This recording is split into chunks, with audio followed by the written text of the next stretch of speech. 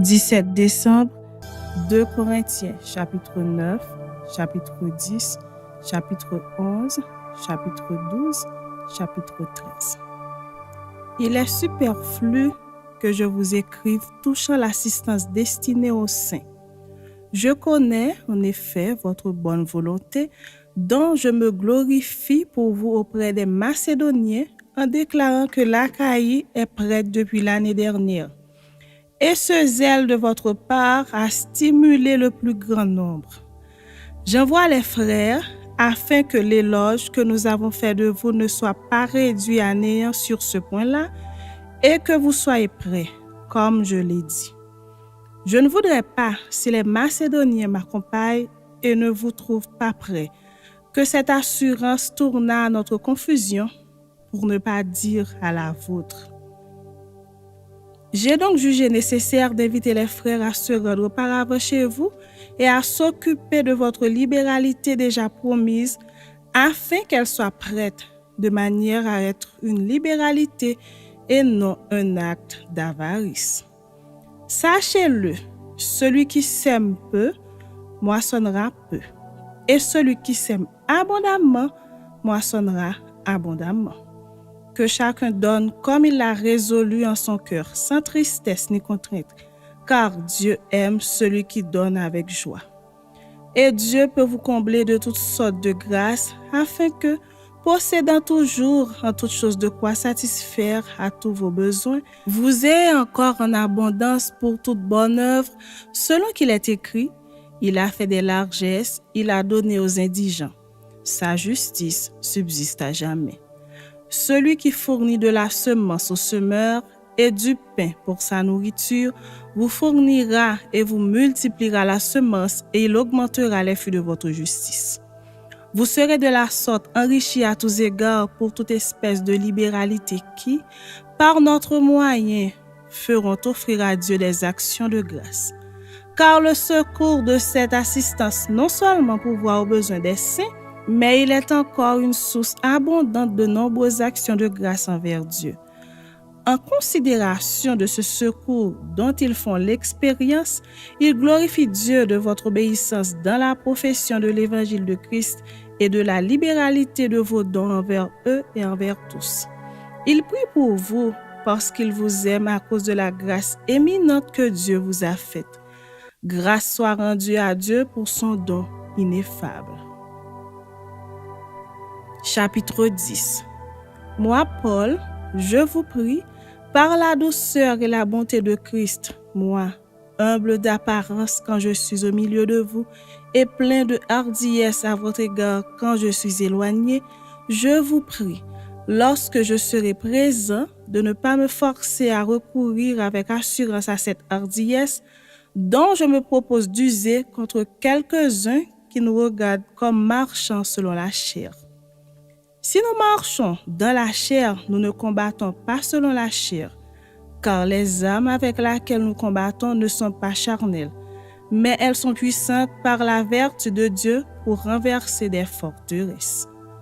Nous renversons les raisonnements et toute hauteur qui s'élève contre la connaissance de Dieu et nous amenons toute pensée captive à l'obéissance de Christ. Nous sommes prêts aussi à punir toute désobéissance lorsque votre obéissance sera complète. Vous regardez à l'apparence. Si quelqu'un se persuade qu'il est de Christ, qu'il se dise bien lui-même que, comme il est de Christ, nous aussi nous sommes de Christ. Et quand même, je me glorifierai un peu trop de l'autorité que le Seigneur nous a donnée pour votre édification et non pour votre destruction. Je ne saurais en avoir honte, afin que je ne paraisse pas vouloir vous intimider par mes lettres. Car, dit-on, ces lettres sont sévères et fortes, mais présent en personne, il est faible et sa parole est méprisable. Que celui qui parle de la sorte considère que tels nous sommes en parole dans nos lettres, étant absents, tels aussi nous sommes dans nos actes, étant présents. Nous n'osons pas nous égaler ou nous comparer à quelques-uns de ceux qui se recommandent eux-mêmes, mais en se mesurant à leur propre mesure et en se comparant à eux-mêmes, il manque d'intelligence. Pour nous, nous ne voulons pas nous glorifier hors de toute mesure. Nous prendrons, au contraire, pour mesure les limites du partage que Dieu nous a assigné, de manière à nous faire venir aussi jusqu'à vous. Nous ne dépassons point nos limites comme si nous n'étions pas venus jusqu'à vous, car c'est bien jusqu'à vous que nous sommes arrivés avec l'évangile de Christ. Ce n'est pas hors de toute mesure, ce n'est pas des travaux d'autrui que nous nous glorifions, mais c'est avec l'espérance, si votre foi augmente, de grandir encore davantage parmi vous, selon les limites qui nous sont assignées, et d'annoncer l'évangile au-delà de chez vous, sans nous glorifier de ce qui a été fait dans les limites assignées à d'autres. Que celui qui se glorifie dans le Seigneur, car ce n'est pas celui qui se recommande lui-même qui est approuvé, c'est celui que le Seigneur recommande. Chapitre 11. Oh, si vous pouviez supporter de ma part un peu de folie, mais vous me supportez. Car je suis jaloux de vous d'une jalousie de Dieu, parce que je vous ai fiancé à un seul époux pour vous présenter à Christ comme une vierge pure. Toutefois, de même que le serpent séduisit Ève par sa ruse, je crains que vos pensées ne se corrompent et ne se détournent de la simplicité à l'égard de Christ. Car si quelqu'un vient vous prêcher un autre Jésus que celui que nous avons prêché, ou si vous recevez un autre esprit que celui que vous avez reçu, ou un autre évangile que celui que vous avez embrassé, vous le supportez fort bien. Or, j'estime que je n'ai été inférieur en rien à ces apôtres par excellence. Si je suis un ignorant sous le rapport du langage, je ne le suis point sous celui de la connaissance, et nous l'avons montré parmi vous à tous égards et en toutes choses. Ou bien, ai-je commis un péché parce que, m'abaissant moi-même afin que vous fussiez élevés, je vous ai annoncé gratuitement l'évangile de Dieu. J'ai dépouillé d'autres églises en recevant d'elles un salaire pour vous servir. Et lorsque j'étais chez vous et que je me suis trouvé dans le besoin, je n'ai été à charge à personne. Car les frères venus de Macédoine ont pourvu à ce qui me manquait. En toutes choses, je me suis gardé de vous être à charge et je m'en garderai. Par la vérité de Christ qui est en moi, je déclare que ce sujet de gloire ne sera pas enlevé dans les contrées de l'Achaïe. Pourquoi? Parce que je ne vous aime pas, Dieu le sait. Mais j'agis et j'agirai de la sorte pour ôter ce prétexte à ceux qui cherchent un prétexte, afin qu'ils soient trouvés tels que nous dans les choses dont ils se glorifient. Ces hommes-là sont de faux apôtres, des ouvriers trompeurs, déguisés en apôtres de Christ. Et cela n'est pas étonnant, puisque Satan lui-même se déguise en ange de lumière. Il n'est donc pas étrange que ces ministres aussi se déguisent en ministres de justice.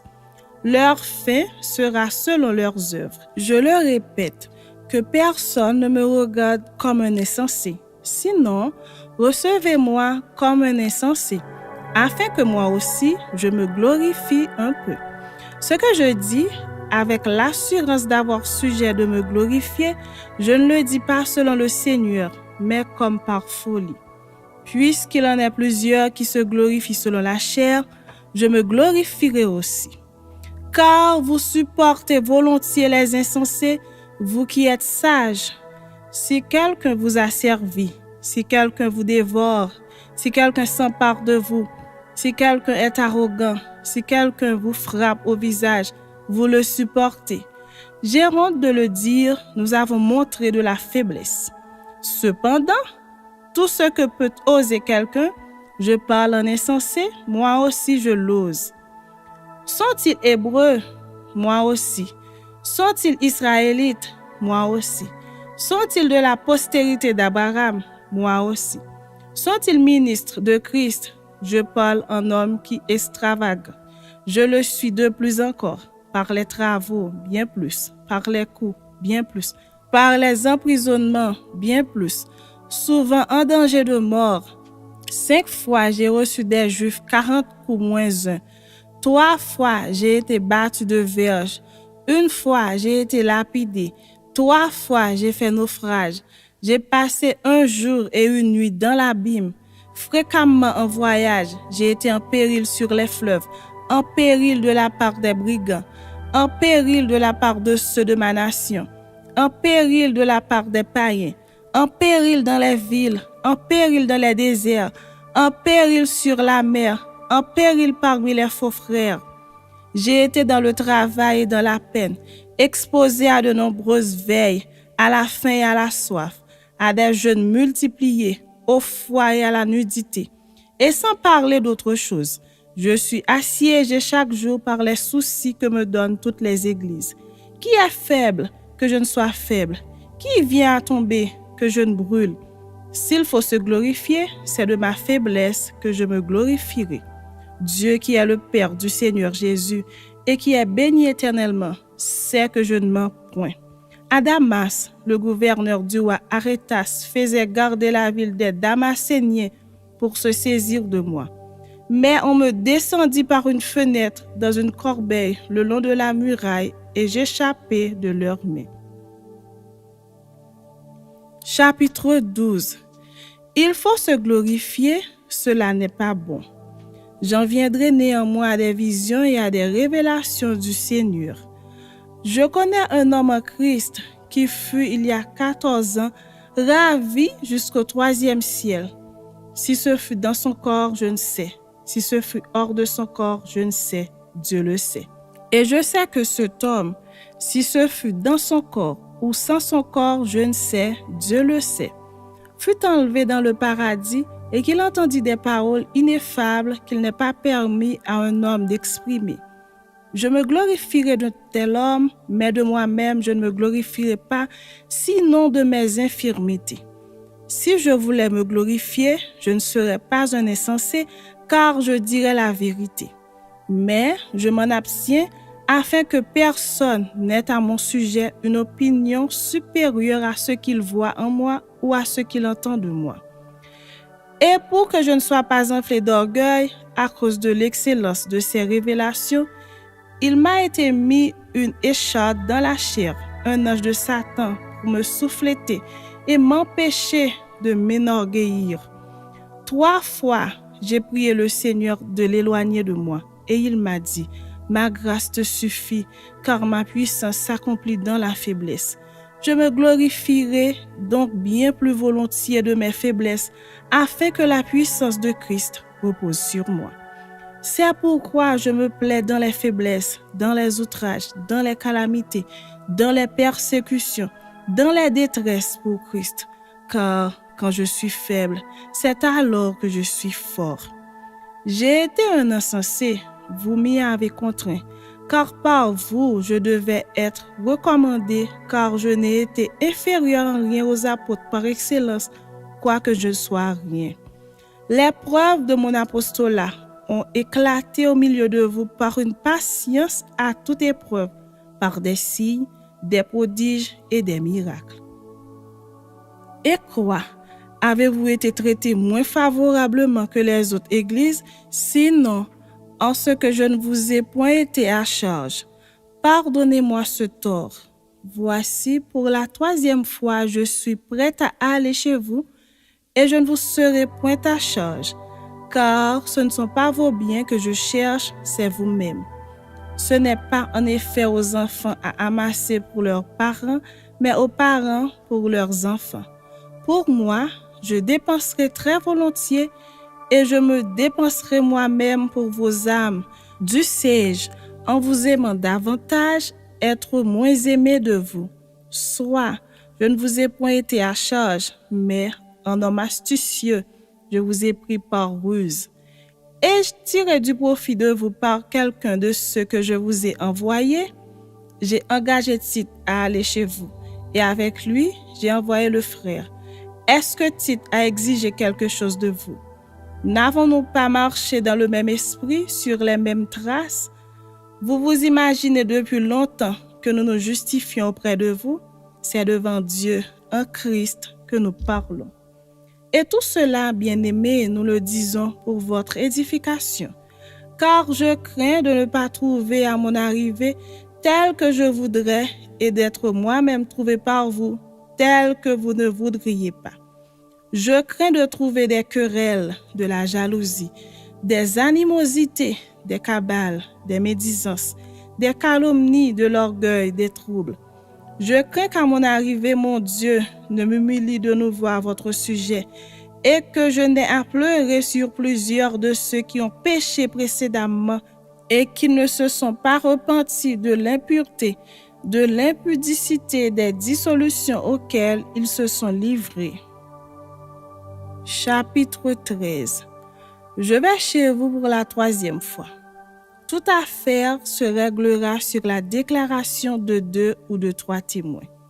Lorsque j'étais présent pour la 2e fois, j'ai déjà dit, et aujourd'hui que je suis absent, je dis encore d'avance à ceux qui ont péché précédemment et à tous les autres que si je retourne chez vous, je n'userai d'aucun ménagement, puisque vous cherchez une preuve que Christ parle en moi, lui qui n'est pas faible à votre égard, mais qui est puissant parmi vous. Car il a été crucifié à cause de sa faiblesse, mais il vit par la puissance de Dieu. Nous aussi, nous sommes faibles en lui, mais nous vivrons avec lui par la puissance de Dieu pour agir envers vous. Examinez-vous vous-même pour savoir si vous êtes dans la foi. Éprouvez-vous vous-même. Ne reconnaissez-vous pas que Jésus-Christ est en vous? À moins peut-être que vous ne soyez réprouvés. Mais j'espère que vous reconnaîtrez que nous ne sommes pas réprouvés. Cependant, nous prions Dieu que vous ne fassiez rien de mal, non pour paraître nous-mêmes approuvés, mais afin que vous pratiquiez ce qui est bien et que nous soyons comme réprouvés. Car nous n'avons pas de puissance contre la vérité, nous n'en avons que pour la vérité. Nous nous réjouissons lorsque nous sommes faibles, tandis que vous êtes forts. Et ce que nous demandons dans nos prières, c'est votre perfectionnement. C'est pourquoi j'écris ces choses étant absent, afin que présent, je n'ai pas à user de rigueur selon l'autorité que le Seigneur m'a donnée pour l'édification et non pour la destruction. Au reste, frères, soyez dans la joie, perfectionnez-vous, consolez-vous, ayez un même sentiment, vivez en paix. Et le Dieu d'amour et de paix sera avec vous. Saluez-vous les uns les autres par un saint baiser. Tous les saints vous saluent. Que la grâce du Seigneur Jésus-Christ, l'amour de Dieu et la communion du Saint-Esprit soient avec vous tous.